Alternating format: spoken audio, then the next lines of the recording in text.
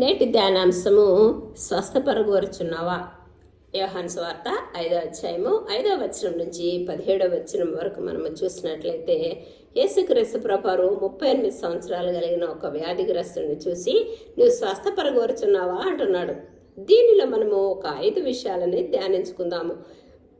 5వ అధ్యాయం 17వ వచనంలో ఏమంటాడంటే, అయితే యేసు నా తండ్రి ఇదివరకు పని చేయుచున్నాడు, నేను చేయుచున్నానని వారికి ఉత్తరం ఇచ్చెను.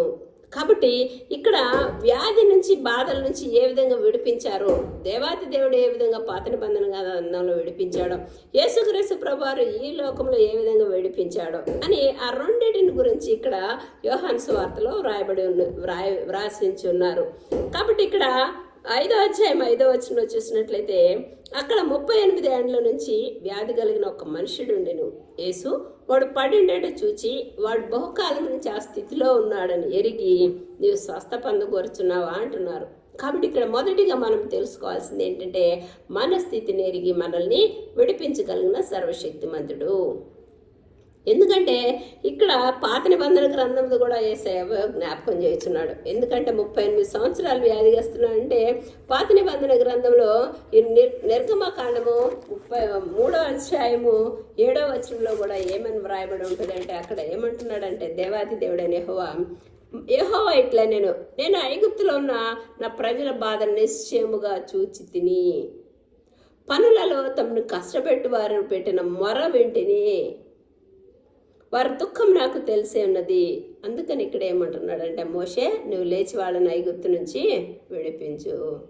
కాబట్టి వాళ్ళు అప్పటికే 40 సంవత్సరాలు ఆ దీర్ఘకాలం కూడా ఐగుప్తు అరణ్యంలో త్రోవలో నడుస్తున్నప్పుడు దేవాదేవుడైన యెహోవా వాళ్ళని ఏ విధంగా వాళ్ళు ఎన్నోసార్లు దేవునికి వ్యతిరేకంగా ఆహారం వలన, నీళ్ల వలన, లేకపోతే మన్నా వచ్చిన దానికి కూడా వాళ్ళు వ్యతిరేకంగా మాంసాల కోసము, కీరాక దోసకాయల కోసం వాళ్ళు దేవుణ్ణి యొక్క అధికారాన్ని తిరస్కరించినారు. అయినా వాళ్ళని క్షమించి ఆ దేవాతి దేవుడు ఏ విధంగా వాళ్ళని విడిపించి వాగ్దాన దేశానికి చేర్చారు. యేసుక్రీస్తు ప్రభువారు కూడా ఇక్కడ ఏమంటున్నాడంటే, బహుకాలం నుంచి 38 సంవత్సరాలంటే తన జీవితకాలం మటుకులో అతడు పక్షవాయుతో ఉన్నాడు. ఎంతో నిరాదరణ లేక నిరాశ నిస్పృహలో బాధలో వేదనలో రోదనలో కన్నీటితో ఉన్నాడు. ఇక ఆ స్థితిలో నుంచి బయటపడలేడని చెప్పేసి ఏమంటున్నాడంటే, స్వస్థ పొందగోరుచున్నావా అంటున్నాడు. కాబట్టి ఆ దేవాతి దేవుడైనా విడిపించగలిగిన సర్వశక్తిమంతుడు యేసుక్రీస్తు ప్రభువు కూడా ఆ స్థితిని ఎరిగి ఆ స్థితి నుంచి విడిపించగలిగిన దేవుడు. ఒకవేళ అసలు ఏ విధంగా ఎరిగి ఉంటారు దేవుడు అని మనము కానీ ఆలోచన చేసినట్లయితే, యోబు 27వ అధ్యాయం 2వ వచనంలో ఏమంటాడంటే, దేవుని యొక్క ఆత్మ మన నాసికారంధ్రంలో ఉండుటని బట్టి అంటాడు. అంటే దేవాతి దేవుని యొక్క ఆత్మ మన శ్వాస నిశ్వాసలో ఉంటుంది. యేసుక్రీస్తు ప్రభు గురించి ఏముంటుందంటే, యోహాను 1:9లో ఆయన నిజమైన వెలుగండును, లోకంకి వచ్చే ప్రతి మనిషిని వెలిగించాడు అంటున్నాడు. కాబట్టి పరిశుద్ధాత్మ దేవుడు ఏం చేస్తున్నాడంటే, 14వ అధ్యాయం యోహాను సువార్త 17వ వచనంలో ఆయన మనతో కూడా నివసించును. కాబట్టి అసలు దేవుడు మన హృదయంలో, మన శ్వాసలో, మన నిశ్వాస, మన యొక్క జీవములో, మన రక్తనాళాల్లో యేసుక్రీస్తు ప్రభువారు యేసయ్య పరిశుద్ధాత్మ దేవుడు ఉంటారు. కాబట్టి మన స్థితిని మనలోనే ఉన్నారు. కాబట్టి మన యొక్క స్థితిని, మన దుఃఖాన్ని, కన్నీటిని ఎరిగిన దేవుడు, విడిపించగలిగిన దేవుడని మొదటగా ఈ వచనం ద్వారా మనము నేర్చుకోవచ్చు. రెండోది వచ్చేసినప్పటికీ ఏమొస్తుందంటే, విశ్వాసాన్ని ప్రభువు పరీక్షిస్తున్నాడు. ఎందుకంటే ఏదైనా స్వస్థతలు చేసేటప్పుడు ముందు విశ్వాసం వాళ్ళ దగ్గర నుంచి పరీక్షిస్తారు. వాళ్ళు ఏ విధముగా అయితే విశ్వాసం ఉంచుతారో ఆ విశ్వాసం ద్వారా మాత్రమే వాళ్ళ జీవితాల్లోని కార్యాన్ని సఫలపరుస్తారు. ఎందుకంటే ఇక్కడ మనం చూసినట్లయితే 7వ వచనంలో, ఆ రోగి అయ్యా నీళ్లు కదిలించబడినప్పుడు నన్ను కోనేట్లోకి దించుటకు నాకు ఎవడనూ లేడు కనుక నేను వచ్చినంతలో మరి ఒకడు నాకంటే ముందుగా దిగునని ఆయనకి ఉత్తరం ఇచ్చును. అతడు యేసే స్వస్థపరుచున్నాడంటే నిజంగా యేసుక్రీస్తు ప్రభువుని కానీ ఎరుగుంటే, ప్రభా నేను స్వస్థ పొందగోరుచున్నాను అన్నప్పుడు యేసే కార్యాలు సఫలపరిచేవారే. కానీ అతడు యేసు గురించి ఎరిగిలేడు కాబట్టి, యేసే స్వస్థతలు చేస్తాడని తెలియలేదు కాబట్టి అతడు ఏమంటున్నాడంటే, అయ్యా కోనేటిలోకి దిగాలి. ఆ కోనేటిలోకి వచ్చేసేటప్పటికి ఇంకా అతడు పాత నిబంధన గ్రంథంలో, అందుకనే యోహాను ఏం చేస్తున్నాడంటే ఆ కోనేరు సంగతిని 5వ అధ్యాయము 1వ వచనంలో నుంచే రాపించి ఉంచాడు. ఎందుకంటే 2వ వచనంలో యేసు యెరూషలేములో గొర్రెల ద్వారం దగ్గర హెబ్రీ భాషలో బేతెస్తా అనబడిన ఒక కోనేరు ఉంది. దానికి 5 మంటపాలు ఉన్నాయి. ఆయా సమయాలకు దేవదత్త కోనేటిలో దిగి నీళ్లు కదిలిస్తూ ఉంటుంది. నీళ్లు కదిలించినప్పుడు మొదట ఎవరైతే దానిలోకి దిగుతారో ఎట్టి వ్యాధి గలవాడైనా బాగుపడతాడు ప్రభువా. అందుకని అక్కడ గుడ్డివాళ్ళు, కుంటివాళ్ళు, వ్యాధిగ్రస్తు వాళ్ళు అందరూ అక్కడ ఉండి ఎప్పుడైతే దేవదత్త నీళ్లు కదిలించో మొదట ఎవరైతే వెళ్తున్నారో వాళ్ళు స్వస్థత పొందుతున్నారు అని ఆ కథ అంతా యేసుక్రీస్తు ప్రభు వారికి ఈ 38 సంవత్సరాల వ్యాధిగ్రస్తం కలిగిన అతడు చెప్తున్నాడు అనమాట. కాబట్టి యేసయ్యని ఎరగలేదు కాబట్టి అతడు యేసయ్య ఆ రీతిగానే అతడికి స్వస్థత అనుగ్రహించాలని చూస్తున్నాడు. కాబట్టి ఇక అసలు ఆ స్థితిలో నుంచి అతడు బయటపడలేడని యేసయ్య ఎరిగి ఏం చేస్తున్నాడంటే, నీవు లేచి నీ పరపెత్తుకొని నడుమని వారితో చెప్పాడు. యేసయ్య నీ ఎరగలేదు కాబట్టి కానీ అతడి యొక్క స్థితి దీర్ఘకాలం జీవితకాలం మటుకు అతడు నిరాశ నిస్పృహల్లో ఉన్నాడని చెప్పేసి అతను వెంటనే స్వస్థపరిచి అప్పుడు పరపెత్తుకొనిలే అని యేసయ్య అతడికి ఆజ్ఞాపించాడు. కానీ మూడోది వచ్చేసినప్పుడు విశ్వాసాన్ని పరీక్ష చేసిన తర్వాత మూడో ఒక అంశం ఏంటంటే దేవునిని ఎరుగని స్థితి. అతడు ఏం చేస్తున్నాడంటే దేవుని ఎందుకు ఎరగట్లేదు అని చెప్పినప్పుడు అప్పటికి కూడా స్వస్థత పొందినా కూడా అతడు ఏం చేస్తున్నాడంటే దేవుని ఎరుగులేని పరిస్థితిలో ఉన్నాడు. ఏమంటున్నాడంటే 13వ వచనంలో, ఆయన ఎవడో స్వస్థత నొందిన వానికి తెలియలేదు. ఒకవేళ స్వస్థత కానీ పొందితే ఏమి జరగాల? దేవుని నామ స్వస్థత పొందాలి అంటే యేసుక్రీస్తు ప్రభు యొక్క విశ్వాసంలో కానీ పరిపూర్ణం కావాలంటే మొదటగా యేసయ్య వినటం వలన విశ్వాసం కలుగును, వినుట క్రీస్తు వలన. ముందు యేసయ్య గురించి వినాల. యేసయ్య అసలు స్వస్థపరచగలడు అనే ఒక విశ్వాసానికి వాళ్ళకి రావాల. అప్పుడు వాళ్ళ పాపాల్లో ఒప్పుకోవాలి, పశ్చాత్తాపడాలి, అప్పుడు బాప్తిసం తీసుకోవాలి. అప్పుడు వాళ్ళ యొక్క మారు మనసు పొందినప్పుడు వాళ్ళు స్వస్థత పొందుకుంటారు. కాబట్టి ఈ విధముగా, ఎందుకంటే ఇప్పుడు పొట్టి చక్కి కానీ మనం తీసుకున్నప్పుడు ఎప్పుడైతే యేసుక్రీస్తు ప్రభువారు వాళ్ళ గృహంలోకి వచ్చాడు యేసయ్య, అప్పుడు అతడు హృదయం అంత సంతోషంలో ఉంటుంది.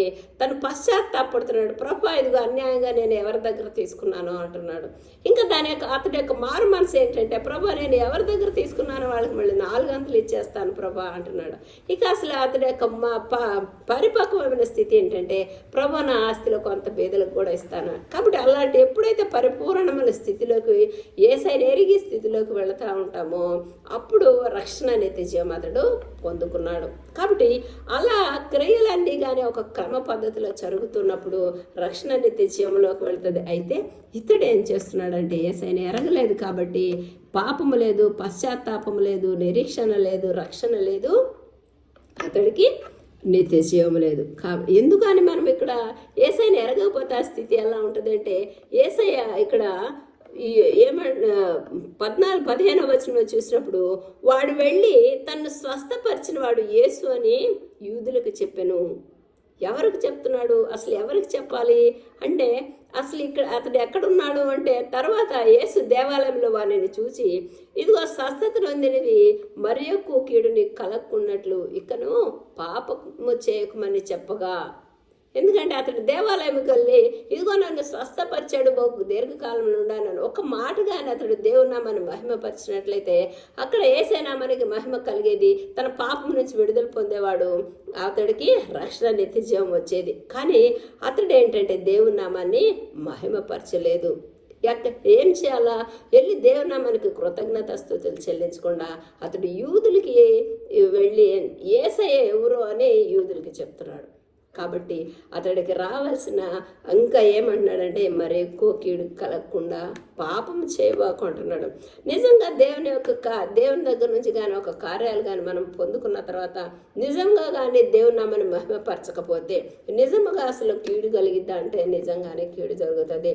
ఎలా అని మనము కానీ ఆలోచన చేసినట్లయితే హిజ్కియా వ్యాధి వచ్చినప్పుడు దేవాది దేవుని దగ్గరికి వెళ్ళి కన్నీరు విడిచి ప్రార్థన చేస్తాడు. ప్రభా యథార్థంగా నీ యొక్క సన్నిధిలో ఎలా ఉన్నానో నడుచుకున్నానో అని ప్రార్థన చేస్తున్నప్పుడు యెషయాను పంపించి ఇదిగో 15 సంవత్సరాలు నీకు ఆయుష్ ఇచ్చాను అని అప్పుడు స్వస్థత పడతాడు. స్వస్థ పొందిన తర్వాత ఏం చేస్తాడంటే దేవుని నామాన్ని మహింపరచలేదు. కానీ బబులోను రాజు వచ్చి అంటాడు, నువ్వు ఏ విధంగా స్వస్థ పొందావంటే అది తీసుకొని వెళ్ళి అతని ఇంట్లో తీసుకొని వెళ్ళి వాళ్ళ ఆస్తిని, బంగారాలని, దాన్ని, వాళ్ళ పిల్లల్ని అన్నిటినీ చూపిస్తాడు. అప్పుడు విషయాన్ని వెంటనే మళ్ళీ పంపించి దేవుని నామాన్ని మహింపరచకపోతే ఏమేమైతే చూపించాయో మొత్తం బబులోను దేశానికి బానిసలుగా కొనిపోబడతారు. ఆస్తి అంతా కొనిపోబడుతుంది అక్కడికని నష్టం తెచ్చుకున్నాడు అతడు. కాబట్టి ఈ విధంగా ఇతడు కూడా ఏం చేశాడంటే ఎంతగా నష్టపోయి తెచ్చుకున్నాడంటే అతడు వెళ్ళి యేసు అని యూదులకు తెలియచెప్పారు. ఈ కార్యము 16వ వచనంలో అంటాడు, ఈ కార్యము విశ్రాంతి దినమున చేసి ఉన్నాడు కాబట్టి యేసుని యూదులు హింసించిరి. కాబట్టి ఈ విధంగా దేవుని మనకి ప్రభు మనల్ని విడిపించడానికి సిద్ధంగానే ఉంటారు. కానీ ఆ స్థితిలో మనం కానీ విశ్వాసము మనలో పరిపక్వం కానప్పుడు, ఏసైనా మనకి రావాల్సినంత మహిమ రాలేనప్పుడు మనం ఇంకా ఎక్కువ కీడు తెచ్చుకుంటామని వాక్యం ద్వారా బయలుపరుస్తున్నారు. కాబట్టి అలాంటి తెలియని పరిస్థితుల్లో కూడా యేసుక్రీస్తు ప్రభువారు ఇక్కడ 1వ అధ్యాయంలో 5 మంటపాల గురించి, 5 గాయాల గురించి మనం ధ్యానించినప్పుడు మన దేవుని యొక్క కృప ఎంత, మహాదేవుని యొక్క వాత్సల్యత ఎంత మనము గమనించవచ్చు. 5వ అధ్యాయము యోహాను సువార్త 2వ వచనంలో, యెరూషలేములో గొర్రెల ద్వారం దగ్గర హెబ్రీ భాషలో బేతస్థానబడిన ఒక కోనేరు కలదు, దానికి 5 మంటపాలు కలవు అని చూస్తున్నాము. గొర్రెల ద్వారం దగ్గర అని కానీ మనం వచ్చినప్పుడు అక్కడ మోషే గుడారం కట్టినప్పుడు 12 ద్వారాలు ఉండేవి. యెరూషలేము దేవాలయం కట్టినప్పుడు కూడా 12 గుమ్మాలు, 12 ద్వారాలు ఉండేవి. నెహెమ్యా 3వ అధ్యాయంలో 12 గుమ్మాల పేర్లు అక్కడ రాయబడి ఉంటాయి. కానీ ఎక్కడి నుంచి ప్రవేశిస్తున్నాడు యేసయ్య? గొర్రెల ద్వారం. కాబట్టి పాత నిబంధన గ్రంథంలో ఆ దేవాతి దేవుడైన యెహోవా పాపం నుంచి పశ్చాత్తాపం జరగాలంటే ఆ 5 గుమ్మములు, 5 మంటపాల్లో నుంచి ప్రవేశించినప్పుడే పాపానికి పరిహారం. అంటే గొర్రెల గుమ్మమని, మత్స్యపు గుమ్మమని, పెంట గుమ్మము, అగ్నిగుండము, నీటి గుమ్మము, గొర్రెల గుమ్మము అని అట్లాగా 12 గుమ్మాలు. అప్పుడు యెరూషలేము దేవాలయంలో ఇప్పటికీ కూడా కొన్ని ద్వారాలు తెరిచి ఉన్నాయి, కొన్ని మోయబడి ఉన్నాయి. కాబట్టి ఎవరైతే పాపానికి పరిహారం చేయాలో నిర్దోషమైన ఒక గొర్రె పిల్లని తీసుకుని గొర్రెల ద్వారం దగ్గరికి రావాలి మొదటగా. తర్వాత వాటిని పరిశుద్ధపరిచి యాజకులైన అహరోను వాళ్ళు పరిశుద్ధపరిచి అక్కడ మత్స్యపు గుమ్మం దగ్గర తీసుకొచ్చి వాటిని పరిశుద్ధపరిచేవాళ్ళు. తర్వాత వాటిని వధించినప్పుడు రక్తము బలిపీఠం దగ్గర ప్రోక్షించేవాళ్ళు. దానిలో పెంట గుమ్మం దగ్గర అంటే ఆ బలి పశువుల్లో ఉన్న చెత్తనంతా తీసి పెంట గుమ్మంలో వేసేవాళ్ళు. లేకపోతే మంచినీటి గుమ్మం వచ్చేసినప్పటికి ఏమొస్తుందంటే అక్కడ వాటిని పరిశుద్ధపరిచేవారు. దహన బలికి ఇవ్వాల్సిన దాన్ని పరిశుద్ధపరిచి శుభ్రం చేసి నీటితో అగ్నిగుండం దగ్గర ధూపం వేసినప్పుడు అక్కడ పాపాలను పొగ అనేది దాని మీద వచ్చిన దహన బలి దగ్గర నుంచి వచ్చిన పొగ పైకి వెళుతున్నప్పుడు ఆ దేవాదేవుడు వాళ్ళని పాపాలని క్షమించి వాళ్ళకి పైనుంచి కృపను అనుగ్రహించేవాళ్ళు. కాబట్టి ఈ విధంగా పాపానికి పరిహారం చూపించేవాళ్ళు. అయితే నూతన నిబంధన గ్రంథంలో ఆ గృహం ఏ విధంగా ఆ మంటపంలో 5 మంటపాలు ఉన్నాయి, వాటి నుంచి ఏ విధంగా విడుదల చేశారో యేసుక్రీస్తు యొక్క ఈ దినంలో యేసయ్య మన కోసం ఏం చేశాడంటే ఆ యేసయ్య శరీరమే ఒక 5 మంటపాలుగా చేసి 5 గాయాల ద్వారా ప్రతి ఒక్క పాపం నుంచి మనల్ని విడిపించారు. కాబట్టి అసలు 5 గాయాలంటే ఏంటి, 5 గాయాల ద్వారా మనం ఏ విధంగా కానీ విడుదల పొందాలి అని మనం కానీ ఒక్కసారి కానీ ఆలోచన చేసినప్పుడు ఏంటంటే మొదటగా యేసుక్రీస్తు ప్రభువారు యోహాను సువార్త 19వ అధ్యాయం 2వ వచనంలో సిలువ ముండ్ల కిరీటము యేసు యొక్క సిలువ మీద, యేసు యొక్క తల మీద పెట్టి రిల్లుతో కొట్టారు, గుచ్చారనమాట. కాబట్టి ఎప్పుడైతే